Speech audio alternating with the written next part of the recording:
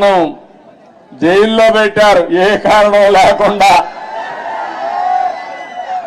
కానీ ఆ రోజు హైదరాబాద్ లో మీరు చూపించిన చొరవ నా జీవితంలో ఎప్పుడూ మర్చిపోలేను.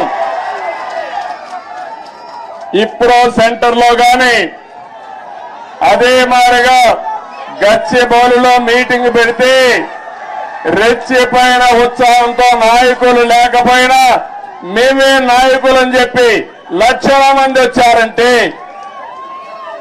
అది నా జీవితంలో ఎప్పుడూ జైల్లో ఉండి చూసి నేను చేసిన పనికి నేను చేసిన అభివృద్ధి గుర్తుపెట్టుకుని నాకు సంఘీభావాన్ని తెలియజేశారంటే